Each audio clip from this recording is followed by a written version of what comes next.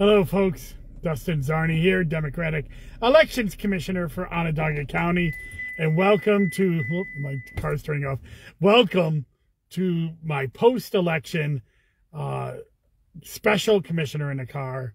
I did a little 2-minute update election night, but this is kind of where we stand on close races in Onondaga County, but we'll also do a little bit of an election recap. I am still amazed at Tuesday night. It was an election unlike one that I've had here in Onondaga County. It was a low turnout election that Democrats actually did very well in, except for one race, and that was the county executive race. So, you know, I know a lot of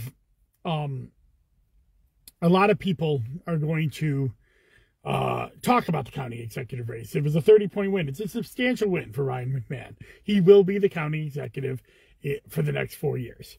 And I'm sure he's going to take away from that a great deal of, mandate for his vision for the county. That being said, incredibly short coattails for Mr. McMahon. In fact, there was only one race in Onondaga County that flipped from blue to red. And it was a race where we didn't run a candidate. The Pompey Town supervisor race, we had a Democrat in there for the last 4 years, and she decided to retire, and there was no one to replace her. And so it switched from blue to red because we didn't run anybody. However, Democrats, though they lost the county exec race by quite a bit, they did, of course, defend the county comptroller race by an equal amount. And they weren't able to win in the DA race, but Emily Essie is ahead by 83 votes in the county clerk race and really sitting in a very good position to win that race. That was a red to blue flip. Not only that, there were red to blue flips for town justices in DeWitt and town justices in Manlius. And of course, DeWitt and Manlius defended all of their Democratic seats that were on the ballot for town board and supervisors.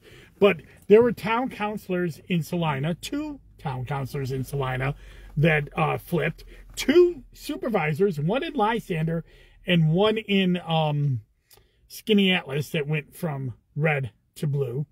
A town councilor in Geddes went from red to blue, and a second one is within the absentee ballot margin, and that would have been 2. And if we're able to get that one, it would take control of the town of Geddes board, or it would be a 3-3 split, something like that. On that board, or it would take control, and the supervisor would still be able to vote. I'm not sure about the mechanics of Geddes. I'm going to find out, though. I don't know if there's anything else. But of course, Democrats, there is County Ledge 10 that is still in contention.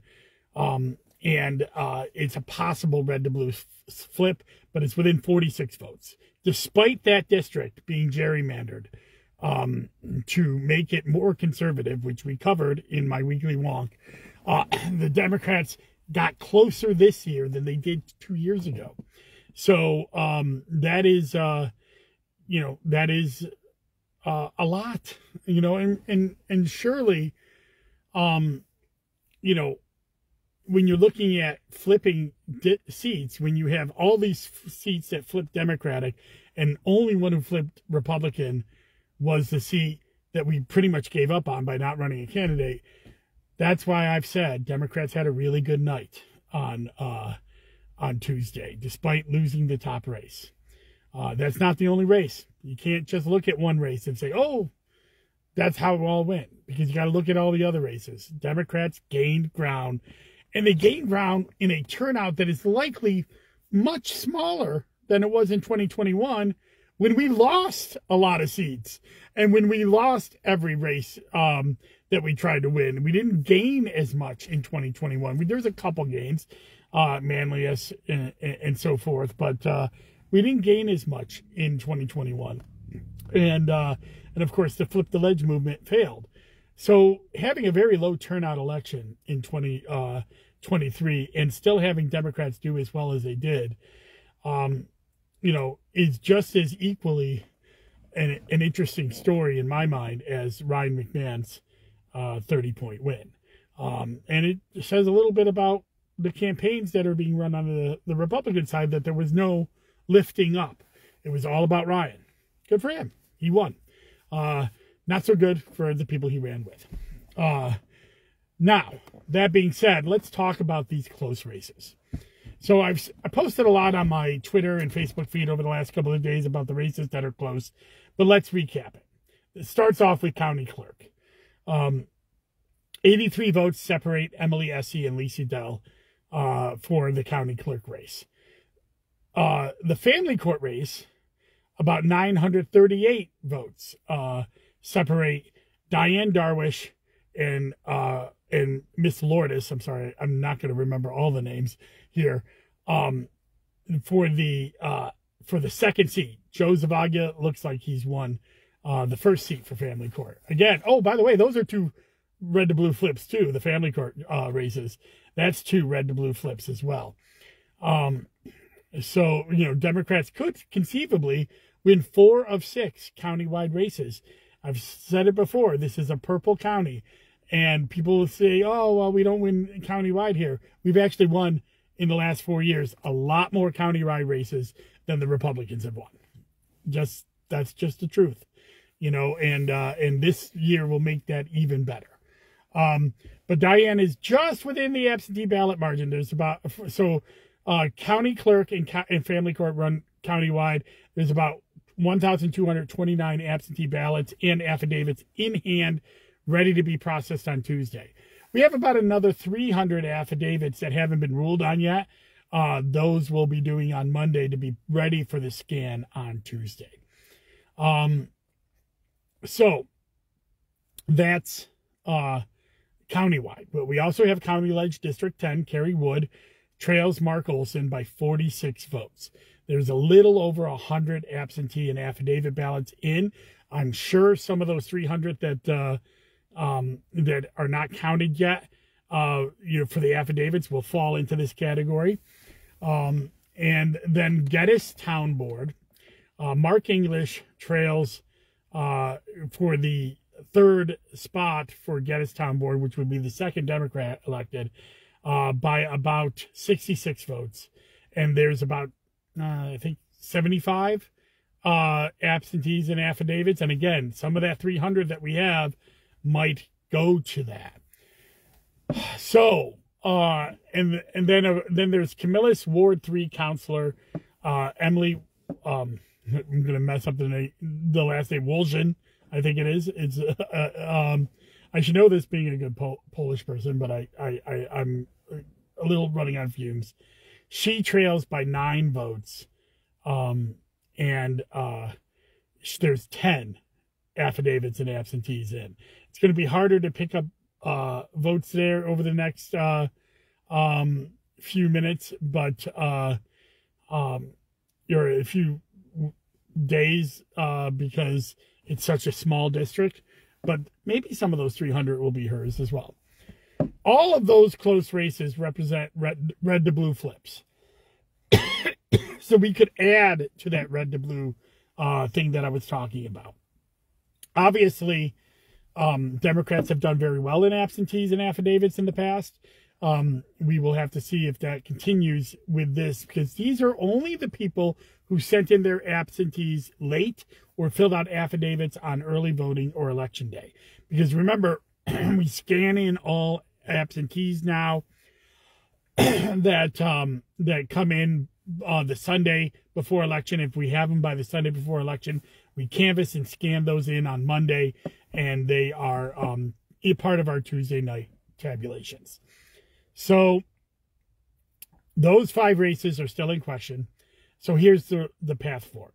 On Tuesday, we will have canvassed and we'll start to scan, it may go till Wednesday, all of the absentees and affidavits that are in our possession.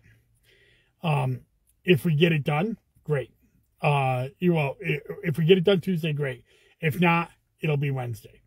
We then upload those results to our unofficial results caster at the Board of Elections on vote.net. And if you go there now, you can see the election night results. And then those results will be up there. Then we will make sure that there's no other ballots. Oh, there was my lights went off. Oh no. Okay, sorry, I forgot about this, that it happens every now and then with that. So, but yeah, so that is on Wednesday we will do the scan, and then we will just confirm that everything is all set. There's going to be maybe a dozen of what we call unscanned absentees. These are races. I'm going to have to turn on my car so I can put my lights back on here. But these are races that are these are ballots that for some reason it didn't get into the scanner on election day. They maybe tore it and the timing mark was off or something like that. We estimate right now about, I don't know, less than 20 of those, which is actually amazing, because when you have 89,000 ballots and there's only about 20 rejected ballots, that tells you how incredible our new clear ballot system is that we have in place. We'll have more numbers for that, going into later next week. We have to manually count those ballots and add them to the totals, which we will do. And then once we have done that, then we will go ahead and determine whether any races go to the hand count. Obviously, we're looking at that county clerk race with only 83 ballots or 83 votes separating the incumbent Lisa Dell and the challenger Emily Essie, who's in the lead. And if that lead expands enough to about 450 or so, then there won't be a hand count. But if it doesn't expand or it doesn't expand enough, then we will have a hand count. And that will take us about a week to prepare for. And then we'll certify the election about right before Thanksgiving. The Wednesday before Thanksgiving, we'll certify all the other races. And then we will prepare to start the hand count on the Monday after Thanksgiving. If we have to hand count 89,000 ballots or 91,000 ballots at that point, it's just like last year. It'll probably take us 10 days of counting, 2 weeks. And then we can report the totals. And if nobody goes to court, then whatever we report is the end of that. So we're looking about middle of December before this is all done, if we go to a countywide hand count. There is possibility that we won't. It just, I think Emily Essie would have to win 63% or so, 65% of the outstanding absentees. That's a lot, but it's possible. So that's where we're at. Now, we're very happy. We took Friday off. Our teams were just so diligent, despite working so long on election day. They came in and they just really kicked some butt the last couple of days. Because there's a lot of stuff that goes into the post-election. We got to get all the machines back. We got to inspect all the machines, make sure there's no ballots left in them. We have to, you go through all the supplies, get all the absentee ballots that were dropped off at the polls and the affidavit ballots. We have to process them, log them in, start ruling on them, all of that stuff. Oops. I lost it again. I gotta remember, now that we're in daylight savings time, my car lights are gonna flicker on and off. So there's a lot of stuff that we have to do, and we did a lot of it in 2 days. There's a few more things that we have to do on Monday to be ready for Tuesday, and we will be ready for Tuesday. So yeah, and then hopefully by the middle of December we'll be done. This is the second year in a row that we're potentially hand counting 90,000 ballots. So we're getting good at it, but we have a lot of precedent. So, and I just can't stop talking about how great the Onondaga County Board of Election staff is. You know, I've talked a lot about how I believe we are under-resourced, and we are. I don't believe it. It's just true. But despite being under-resourced, people pull together, get the work done. Everybody's working. My co-commissioner, she and I were working on affidavits all day today to try to get as many done as possible out of the 400 or so that are in. We are just really, really working hard, and everybody's working hard. And I just appreciate them so much. I hope they can get some rest this weekend. And I know I'm going to try to as well. So go to onvote.net if you want to look at results. You can go to dustinzarny.com to subscribe. You can see all of my election news and content updates.